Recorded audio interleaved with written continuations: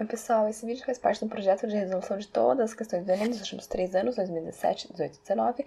Nesse primeiro vídeo da série a gente fala um pouquinho sobre a prova, como ela é, relembra para que serve, e depois a gente tem todas as resoluções divididas em duas formas. A primeira são algumas questões agrupadas no mesmo vídeo, de acordo com os tópicos e assuntos mais frequentes, para a gente ver como isso acontece, como o Enem formula, como ele solicita, né, esses tópicos, esses assuntos que sempre estão caindo na prova, todos os anos, recorrentemente, várias questões. E do outro lado a gente vai ter as questões isoladas, né? Então as outras questões que não aparecem nesses agrupatinhos, elas vão ser resolvidas isoladas, como nesse vídeo. Então se você não encontrou sua questão isolada, procure por favor um desses vídeos ou pergunta, a gente te ajuda. Combinado? Vamos lá?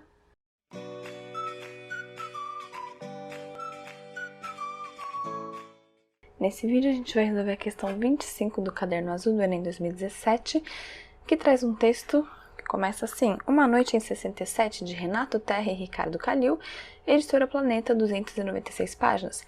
Para quem já está habituado a ler, a gente vai perceber que o que a gente tem aqui é uma referência a um livro, né? Então o título vem sempre em destaque, o negrito em itálico normalmente. Aqui a gente tem o negrito, depois temos os autores, né, quem foi que escreveu esse livro, Renato Terra e Ricardo Calil, a editora e o número de páginas, caso você queira consultar, queira conferir, então as informações todas estão aí, você consegue localizar o livro, comprar, consultar, ver, procurar, etc. E o texto diz: Mas foi uma noite, aquela noite de sábado 21 de outubro de 1967, que parou o nosso país.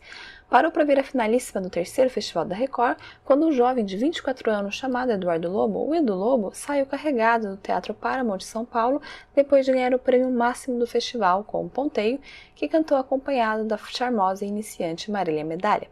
Foi naquela noite que Chico Buarque entoou sua roda viva ao lado do MPB4 de Magro, o arranjador, que Caetano Veloso brilhou cantando Alegria, Alegria com a plateia ao som das guitarras dos Beach Boys, que Gilberto Gil apresentou a Tropicalista Domingo no Parque com os Mutantes. Aquela noite, que acabou virando filme em 2010, nas mãos de Renato Terra e Ricardo Calil, agora virou livro. O livro que está sendo lançado agora é a história daquela noite, ampliada e em estado que no jargão jornalístico chamamos de matéria bruta. Quem viu o filme vai se deliciar com as histórias e algumas fofocas que cada um tem para contar, agora sem os cortes necessários que um filme exige. E quem não viu o filme tem diante de si um livro de histórias, pensando bem de história. É um texto que vai falar especificamente sobre um acontecimento histórico, sobre uma noite, mas vai falar sobre isso porque é o assunto de um livro. Então veja que esse é o título do livro, você percebe isso lá na primeira linha, né? Então você sabe, então o livro vai abordar esse assunto, o texto fala um pouquinho sobre o assunto do livro. Então veja, vamos discernir, o texto não fala especificamente daquela noite, mas o texto fala daquela noite porque ela é o assunto de um livro. Então sobre o que o texto está falando, o texto está falando sobre o livro em si. E no último parágrafo isso fica mais claro, porque há a menção à palavra livro várias vezes, né? E o autor vai justamente, ou a autora, né, vai justamente falar isso, né? Agora virou livro. Esse livro é um livro com o qual você vai se deliciar, é um livro muito legal porque ele traz muito mais informações do que um filme, é um livro relevante, ele não só é gostoso de ler, como também é um livro historicamente relevante, porque ele traz um fato muito importante que aconteceu, então não é só um livro de histórias, no sentido de vários acontecimentos legais de você ler e se divertir, mas é de história com H maiúsculo no singular, no sentido de acontecimento passado relevante, para que a gente consiga entender o nosso país, saber o que aconteceu aqui. Então veja que eu tenho aqui um julgamento, tenho aqui uma valoração, tenho aqui uma opinião. Aqui a gente consegue perceber que há uma visão muito positiva sobre esse livro, né? A pessoa que escreveu o texto, ela tem uma opinião positiva. Essa opinião positiva não necessariamente vai vir assim: eu gostei muito desse livro, você deve ler esse livro é muito bom. Não precisa vir com essas construções tão explícitas, mas no modo como a pessoa fala do livro, nos termos chaves, que aqui a gente consegue perceber em dois momentos principalmente. O termo deliciar, né? Você vai se deliciar, quer dizer, é uma delícia ler, é muito bom ler, isso é algo positivo, né? Então a pessoa gostou do livro, ela está falando bem do livro. E ali, né, quando não é um livro só de histórias, mas é também um livro de história. Então não só é um livro que você vai se deliciar, se você vai curtir os acontecimentos porque são interessantes, legais e gostosos de ler, mas também você vai ter um aprendizado porque ele historicamente é relevante. Então veja que a gente tem aí duas valorações, né, em dois campos, tanto do prazer quanto do conhecimento, e a gente tem esse julgamento positivo, tá bom? Então ele fala sobre o que o livro fala, né? Então o livro fala sobre isso, e isso é muito bom por causa daquilo. Então a gente tem uma espécie de resumo e uma espécie de julgamento. E daí? O Enem vai perguntar: considerando os elementos constitutivos dos gêneros textuais circulantes da sociedade, nesse fragmento de resenha predominam o quê? Então veja, se você não sabe, o Enem ele gosta muito de falar sobre gêneros textuais. Tem um vídeo aqui em cima sobre isso, se você quiser consultar. E a gente já viu, a gente discutiu nesse vídeo o fato de que o Enem não vai solicitar a classificação ou a nomenclatura dos gêneros, ou a lista de características. Ele não vai, por exemplo, pedir para você falar qual é o gênero, na maioria dos casos. É claro que uma vez ou outra vai acontecer isso, mas é muito mais raro. Colocar um texto e falar assim, qual é o gênero textual desse texto? Para você simplesmente classificar, esse texto é um resumo, esse texto é uma resenha. Ele não faz isso porque isso ficaria muito simples, né? Você poderia decorar, mas não necessariamente, ou até chutar, não necessariamente entender o que está acontecendo ali, o que está em jogo, ou por que é isso, não aquilo. O que ele faz é colocar os elementos para você analisar. Então, há a necessidade da interpretação. Então, nesse texto específico, qual é a característica da resenha que predomina? Então, quer dizer, eu tenho aqui uma resenha, ele vai te dizer, você não precisa decorar os nomes, mas você precisa entender, você precisa saber, eu sei, eu tô lendo esse texto, eu sei o que é, mas eu não consigo lembrar o nome. Não tem problema, ele te diz, na maioria dos casos, 99% dos casos, ele vai te dizer qual é o nome. Por quê? Porque ele não quer decorar, ele quer compreensão de verdade. Dito qual é o nome, ele vai querer uma característica, porque aí sim que você precisa, e isso é uma coisa que você aprende na prática da leitura, né? Não só na sua aula, em que você vai ter aquelas listas imensas de características dos gêneros, né? Então, 10 características de resenha, 10 de resumo, 10 de crônica, 10 de reportagem, 10 de romance, mas é importante que você leia, que você tenha contato real, para que você aprenda a reconhecer, ler o gênero já sabe, o texto já sabe, esse texto é de tal gênero, porque ele tem essa ou aquela característica, você consiga reconhecer as diferenças, né? Por que o texto é isso e não aquilo? Porque ele tem determinadas características, tem determinados propósitos, tá bom? E aqui, para lembrar, né, então, conhecimento extratextual ajudaria muito a resolução da questão. O que é uma resenha? A resenha é muito parecida com o resumo, né? Qual é a diferença? Muitas pessoas confundem. O resumo, ele traz apenas informações textuais. Apenas. Então, um resumo é um texto que vai falar sobre outro texto. Esse outro texto pode ser um texto escrito, pode ser um livro, pode ser uma crônica, pode ser um quadro, pode ser um filme, é outro texto, tá bom? Mesmo se não for um texto escrito, é também texto. Tá comunicando ideia, é texto. Então, o resumo, ele vai falar sobre esse outro texto e ele vai se ater àquele texto. Então, ele vai falar em menos palavras. Então, por exemplo, se o livro tem 500 páginas, o resumo vai ter ali 30 linhas. Ele vai, ou até menos, né? Vai comentar sobre aquele texto, tá bom? Então, o resumo, ele não sai do texto, ele não pode falar outras coisas. Ele só vai falar o que está no texto, porém em menos palavras.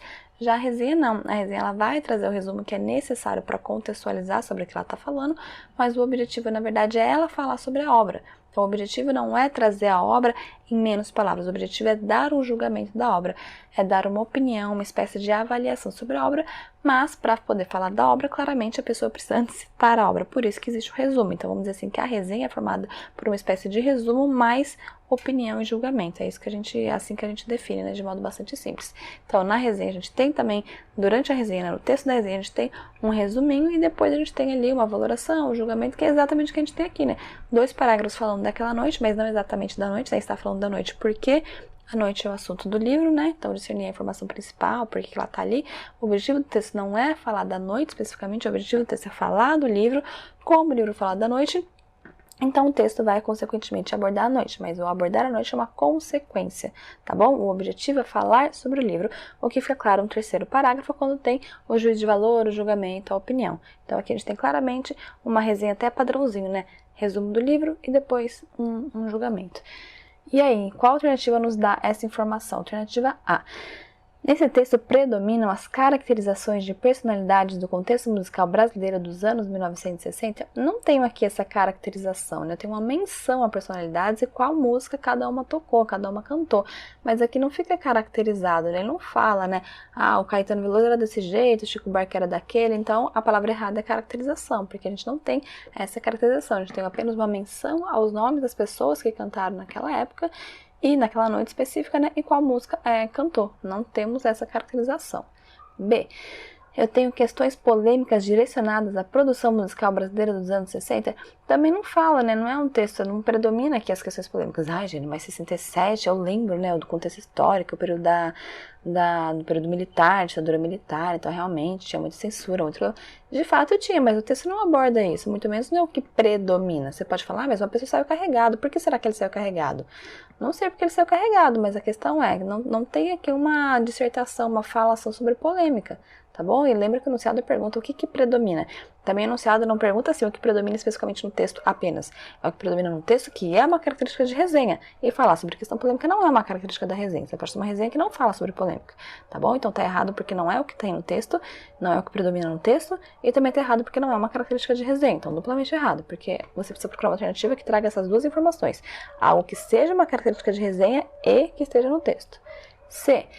Eu tenho relatos de experiências de artistas sobre os festivais de música de 67? Também não tenho isso, né? Quem está falando aqui é um outro autor, que está falando sobre esse livro, casualmente sobre essa noite, porque o livro fala da noite.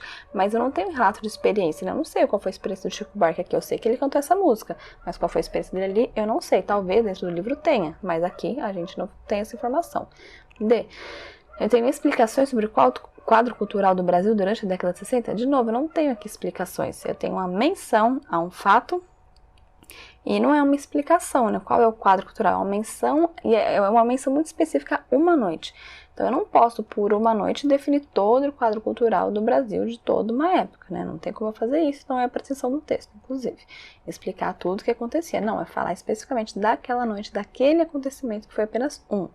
E por fim, eu tenho opiniões a respeito de uma obra sobre a cena musical de 67? Exatamente o que eu tenho.